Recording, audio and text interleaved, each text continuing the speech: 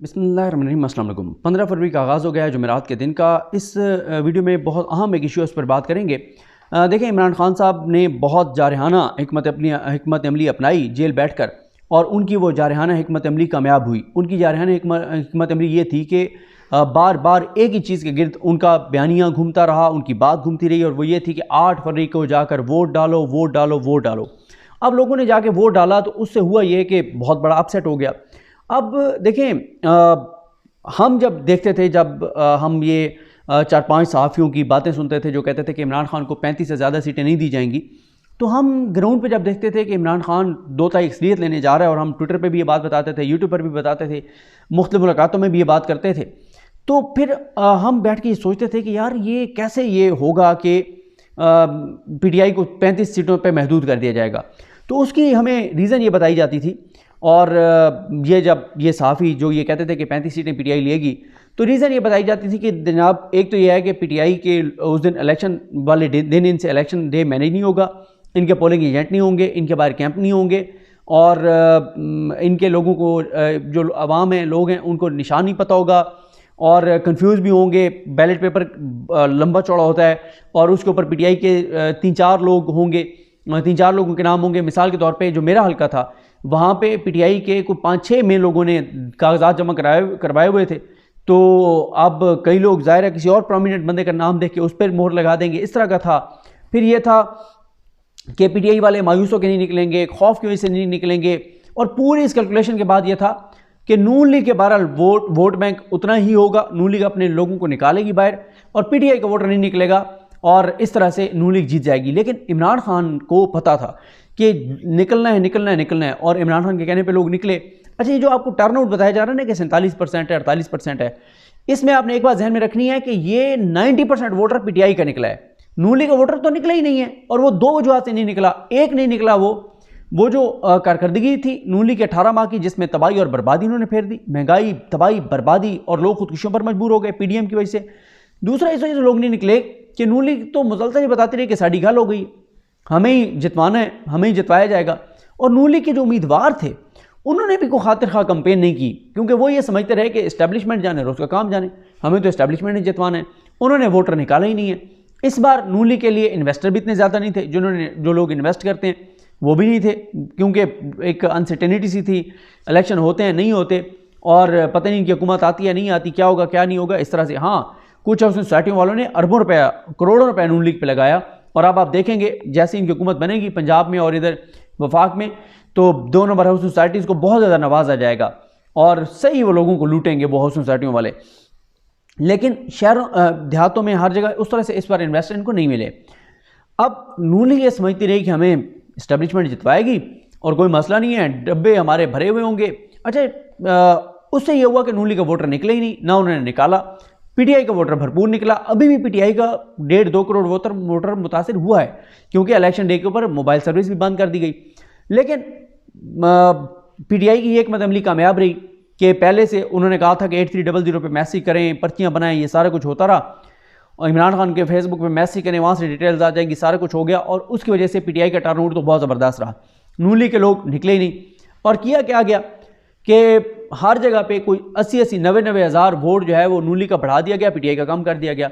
उसकी वजह से अब ये फाफन जैसी 2 नंबर जो हैं, ये जो फोरम्स हैं, इन्होंने जारी कर दिया कि जनाब, मेरे ख्याल को हवाला दिया जा रहा था कि नून लीग का वोट बैंक बढ़ गया है और PTI का कम हुआ है, या सेम उतना ही रहा है।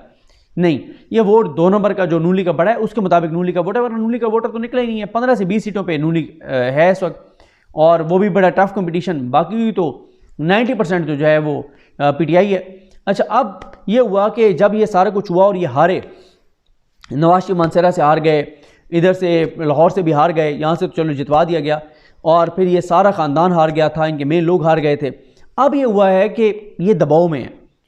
असल में तो ये अपनी एक्सेप्ट नहीं कर रहे अपनी नाकामी, कि हमारी सियासत की वजह से, हमारी तबाही की वजह से, हमारी बर्बादी की वजह से, हमारी करप्शन की वजह से, हमारी लूट मार की वजह से, जो हमारे लिए PTI के साथ जो जुल्म जबर ज्यादती हुई है उसकी वजह से हमें वोट नहीं पड़ा।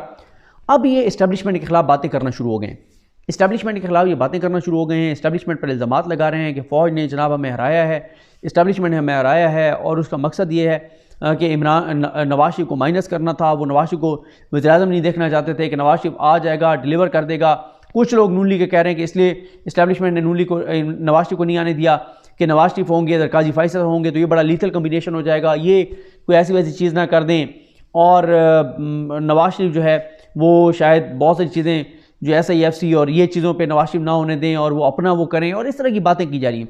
हालांकि ये बिल्कुल बात नून लीग की दुरुस्त नहीं है। असल बात यह है कि नून लीग वाकई ही हारी है, 1000% हारी है। लेकिन नून लीग का फिर एक और आर्गूमेंट है। नून लीग कहती है कि अगर ओन चौधरी को जितवाया जा सकता था तो पहले ही मियां नवाज शरीफ को वाजे उससे क्यों नहीं जितवाया जा सकता था, और मानसरा से मियां नवाज शरीफ को क्यों नहीं जितवाया जा सकता था। तो ये भी एक नून लीग का है कि जनाब अगर जहाँ पे हमें हमारी 15-20 सीटें बनती थी और हमें 75 पे पहुँचा दिया गया तो यहीं पे हमें 130 पे पहुँचा दिया जाता।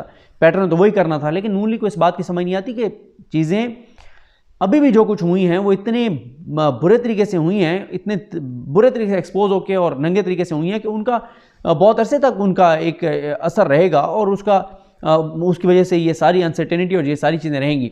तो अब नून लीग इस्टेब्लिशमेंट पे इल्ज़ामात लगाना शुरू हो गई है और वो ये कहते हैं कि जनाब हमें हराया गया है, कुछ सीटों पे हमारे इनकलाबी लोगों को हराया गया, जैसे ये वो कहते हैं जावेद लतीफ़ और ये सारे ये इनकलाबी लोग हमारे इनको हराया गया, ये वो सारा कुछ। हालांकि ऐसी बात मैंने आपको बताया नहीं है, ये सब जेन्युइनली हारे हैं। हाँ, ये बात नून लीग की ठीक है कि अगर फ़लाँ को जितवा दिया गया था तो इसको भी जितवा दिया जाता। लेकिन ये बात तो मियां नवाज शरीफ को और नून लीग को पहले से करनी चाहिए थी कि यार ये बंदे तो हमें हर सूरत में चाहिए, इनको जितवाना चाहिए। लेकिन वो दूसरी बात ये कहते हैं कि नवाज शरीफ को नीचा दिखाया गया है उसको मानसेरा से हराकर। तो अब नवाज शरीफ की अखलाकी पोजीशन तो कोई नहीं रह गई ना, कि उस शख्स की क्या अखलाकी पोजीशन है जो 2 सीटें अपनी नहीं जीत सका। दूसरी तरफ इमरान खान को आप देखें, वो 4 सूबों से लड़ता है और 4 सूबों से जीत जाता है। अभी आपको याद होगा जब PTI ने इस्तीफे दिए थे और कुछ नशिस्तों पर इस्तीफे मंजूर हुए थे, इमरान खान ही तमाम नशिस्तों पर खड़े हुए थे, जीत गए थे। और इमरान खान वो वाहिद इस वक्त पॉलिटिकल लीडर हैं जो 4 सूबों से खड़े होते हैं, 4 सूबों से जीत जाते हैं, उनकी जमात 4 सूबों में।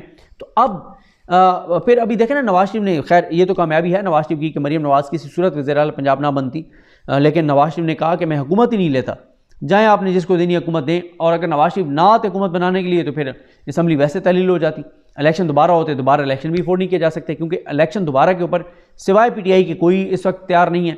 PTI कहती है कल करवा लो इलेक्शन, हम तैयार हैं, दोबारा आ जाओ। तो इस वक्त जो है वो नून लीग इस्टेब्लिशमेंट के ख़िलाफ़ बातें करना शुरू हो गई है। गलती इनकी अपनी है, ना ये वोटर निकाल सके हैं, ना ये बयानियाँ बना सके हैं, ना इनकी कारकर्दगी थी, इनकी करप्शन, लूट मार, ये सारे मामला और डाल ये फ़ौज पे रहे। तो इससे अब सवाल ये है कि इससे इनकी क्या असर पड़ेगा, इदारों से इनके ताल्लुकात। मेरा नहीं ख्याल कि कोई असर पड़ेगा। उसकी वजह यह है कि ज़ाहिर है इनके अलावा ऑप्शन कोई नहीं है। जब इनके अलावा ऑप्शन कोई नहीं है तो फिर इनकी ये बातें भी बर्दाश्त की जाएंगी, सुनी जाएंगी।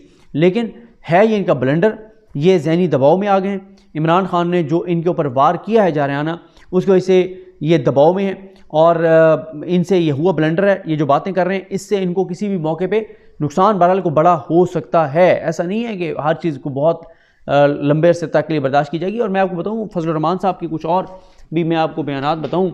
और मौलाना साहब, ये भी हो सकता है कि मियाँ साहब जो है वो मौलाना फजल रहमान साहब को अंदरूनी खाना शह दे रहे हों और इशारा कर रहे हों कि मौलाना साहब कम चुप के रखो। मियाँ साहब की हमेशा से यही वारदात तो यही रही है ना, कि मियाँ साहब क्या करते हैं कि वो बैक एंड पे जो भी फ़ौज मुखालिफ लोग होते हैं उनको बड़ा सपोर्ट कर रहे होते हैं कि भाई काम उठा के रखो और सारी चीज़ें। अच्छा, आप फजल रहमान साहब जो बातें कर रहे हैं, एक तो उन्होंने बददुआओं का आगाज़ कर दिया, कहते हैं खुदा करे कि ये हुकूमत ना चले। वो कह रहे हैं कि 8 फरवरी के इलेक्शन पर बैनुल-अक़वामी तारे और आलमी क़ुव्वतें मुतमईन नहीं हैं। उन्होंने धमकी दी है कि वो इस्तीफ़े भी दे सकते हैं असम्बली से। वो कहते हैं कि मैं अमेरिका का एजेंट बनने को तैयार नहीं हूँ। वो तासुर दे रहे हैं कि शहबाज शरीफ इसलिए जीत गए हैं कि ये अमेरिका का एजेंट है और जरदारी, मैं अमेरिका का एजेंट नहीं हूँ। नून लीग ने हमें हकारा से मुस्तरद करते हुए पंजाब में हमें 1 सीट भी ना दी। मेरे पास शवाहिद भी हैं कि एक भी नतीजा इलेक्शन कमीशन से जारी नहीं हुआ। फिर कहाँ से जारी हुआ है मौलाना साहब को बताना चाहिए। उन्होंने कहा है कि पूछा गया कि अगर आपको सदर बना देते हैं, उन्होंने कहा फिर भी मैं इनके साथ मैं अब नहीं चलूँगा, नवाज शरीफ के साथ और जरदारी के साथ। उन्होंने कहा कि हमारे खलूस का मजाक उड़ाया गया। अगर हमें महंगाई का जवाब मिला है तो जो महंगाई करने वाले थे वो पंजाब से कैसे जीत गए? ये निज़ाम नहीं चल सकता।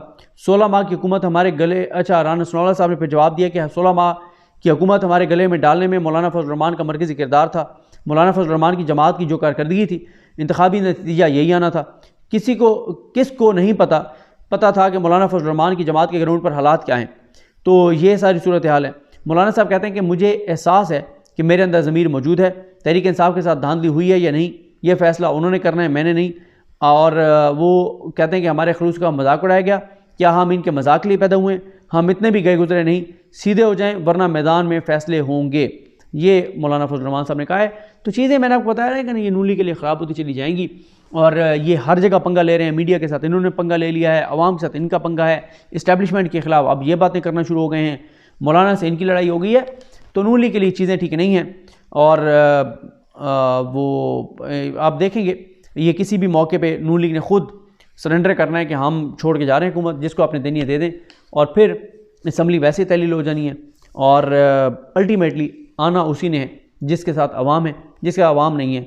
इनको मसनूई सांस देकर वेंटिलेटर पे जितनी देर मर्जी आप ज़िंदा रख लें, लेकिन ये लाश है और इस लाश को, इस मुर्दा लाश को वेंटिलेटर पे ऑक्सीजन देने वाले जब तक देते रहेंगे, चलते रहेंगे ये, लेकिन ये किसी काम के नहीं है। अब ये काम कोई नहीं कर सकते। हाँ, वेंटिलेटर पे इनका मसनूई सांस आप चलाते रहें, काम ये कोई नहीं कर सकते, डिलीवर ये नहीं कर सकते, और इस चीज़ का बहुत ज़्यादा नुकसान पाकिस्तान को होगा। मुझे अपनी दुआ में याद रखें। अल्लाह करीम हम सब का हामी नासर हो। अल्लाह हाफ़िज़।